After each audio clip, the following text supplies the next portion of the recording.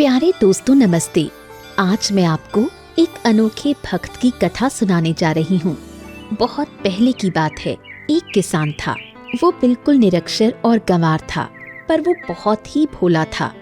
वो चाहता था कि भगवान की भक्ति करे, पर उसे भगवान का नाम नहीं पता था।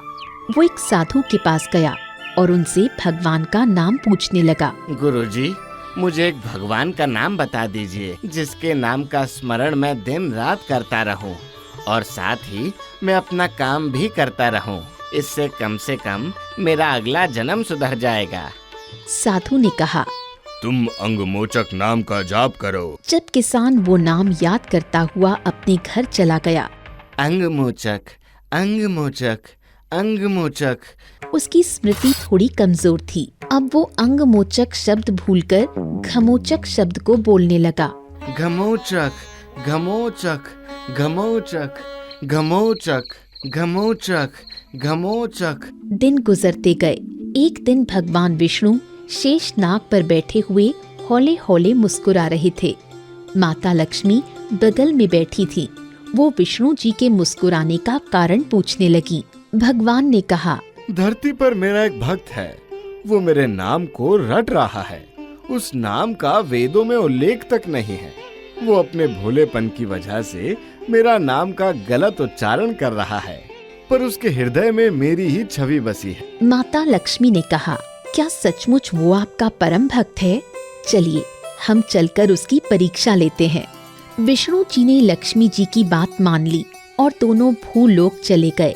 उन दोनों ने अपना असली रूप त्याग कर एक साधारण स्त्री पुरुष का भेष धारण किया और किसान के खेत में पहुँचे। घमोचक, घमोचक, घमोचक। भगवान श्री हरि ने लक्ष्मी जी से कहा, तो तुम उसके पास जाओ और उसकी परीक्षा ले लो।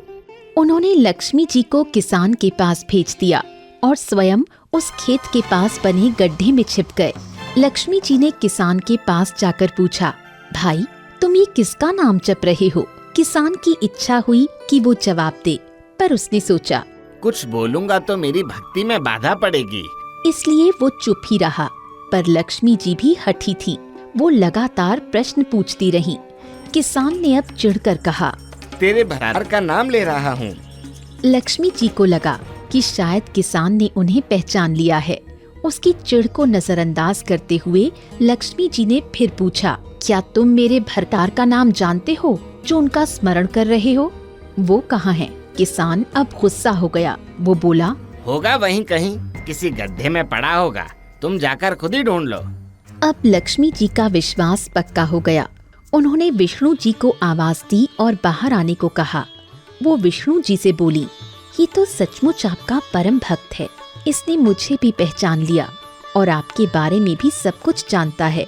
अब लक्ष्मी जी और विष्णु जी अपने वास्तविक रूप में आ गए और किसान को अपने अनुपम रूप के दर्शन दिए। किसान उनके दर्शन करके धन्य हो गया। भगवान, मैं तो आपके दर्शन प्राप्त करके धन्य हो गया। मैं तुम्हारी भक्ति से बहुत खुश हूँ भोला। मांगो, तुम क्या मांगना चाहते हो? प्रभु, आपके दर्शन प्राप्त कर मुझे इस दुनिया की सारी खुशियाँ मिल चुकी हैं। मुझे अब कुछ भी नहीं चाहिए भगवान। किसी गांव में एक गरीब ब्राह्मण रहता था। वह नित्य प्रतिदिन भगवान कृष्ण की पूजा किया करता था। वो घर घर जाकर लोगों से भिक्षा ग्रहण करता और उसे जो कुछ भी मिलता उसे संतोष पूर्वक ग्रहण करता। इस तरह कृष्ण की भक्ति में उसके दिन कट रहे थे। एक दिन भगवान कृष्ण ने सोचा, क्यों ना इस भक्त की परीक्षा ली जाए। एक दिन जब वो ब्राह्मण भिक्षा लेने जा रहा था, तब उसे एक पेड़ के नीचे सोने के सिक्कों से भरी एक पोटली मिली। ब्राह्मण ने इधर उधर देखा तो उसे उस पोटली का कोई मालिक नजर नहीं आया। भगवान की कृपा समझकर उसने उस पोटली को उठा लिया और अपने घर की तरफ रवाना हो गया। वह मन ही मन बहुत खुश था और उन सिक्कों के विचार में खोया हुआ था। कुछ दूर जाने के बाद उसे एक गरीब भिखारी मिला। भिखारी ने कहा, हे ब्राह्मण देवता, मैं भूखा हूँ। कृपा करके आप मुझे एक स्वर्ण मुद्रा दान में दे दें। जिससे मैं अपनी भूख मिटा सकूंगा। ब्राह्मण के मन में धन के प्रति आसक्ति आ गई। वह भिखारी की बात को अनसुना करके आगे बढ़ गया। राह में चलते चलते वो इस धन को खर्च करने के बारे में सोचने लगा। वह अपनी सोच में इतना मग्न था कि उसे ये पता न चला कि कोई उसका पीछा कर रहा है। तभी अचानक से उसके पैर में कुछ चुभा। जब वह बैठकर देखने लगा तो उसे अपने पैर पर एक चमकता हुआ हीरा नजर आया। अभी वो पैर से हीरा निकाल ही रहा था कि उसका पीछा करने वाला चोर उसकी सोने के सिक्कों से भरी पोटली लेकर भाग गया। ब्राह्मण कुछ न कर सका। बाद में उसे समझ आया कि उसके पैर में जो चुभा था वो कोई हीरा नहीं, कांच का टुकड़ा था, जिसे शायद उस चोर ने ही रखा था। ब्राह्मण की खुशियों का गुब्बारा अचानक से फूट गया और वह अपने घर की तरफ चलने लगा। उसे मन में ग्लानि हो रही थी कि उसने उस भिखारी को सिक्का तक दान में नहीं दिया।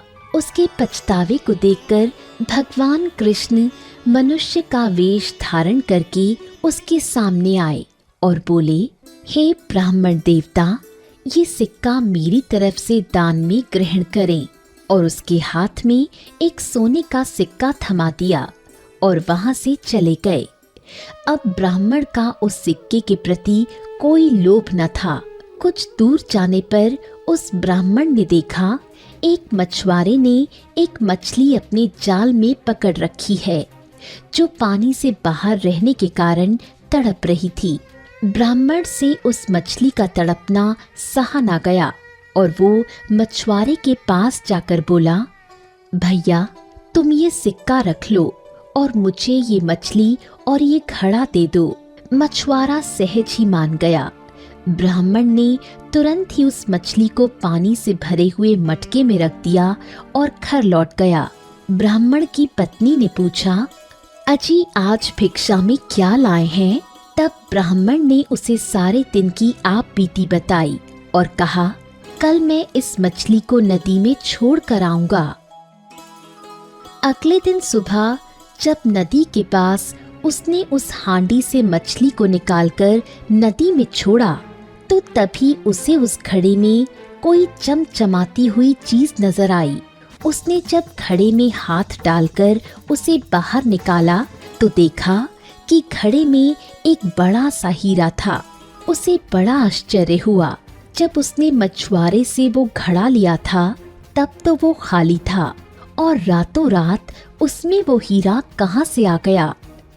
उसने घर जाकर अपनी पत्नी को हीरा दिखाया, लेकिन अभी भी उसके मन में ये हलचल चल रही थी कि आखिर हीरा आया कहाँ से। रात को उसके सपने में भगवान कृष्ण आए और कहा, ये तुम्हारे पुण्य का फल है। अगर तुम उस थैली में से एक स्वर्ण मुद्रा उस भिखारी को दे देते तो आज वो स्वर्ण मुद्राएं तुम्हारे पास होती। जब तुमने उस मछुआरे से मछली खरीदी तो उस मछली के पेट में एक हीरा था। रात को उस मछली ने वह हीरा मटके में उगल दिया और इस तरह वो तुम्हें प्राप्त हो गई। तुम्हें हमेशा दूसरों की मदद करनी चाहिए और कभी भी लालच नहीं करना चाहिए। ब्राह्मण ने भगवान कृष्ण को वचन दिया कि वो हमेशा दूसरों की मदद करेंगे, कभी भी लालची नहीं बनेंगे।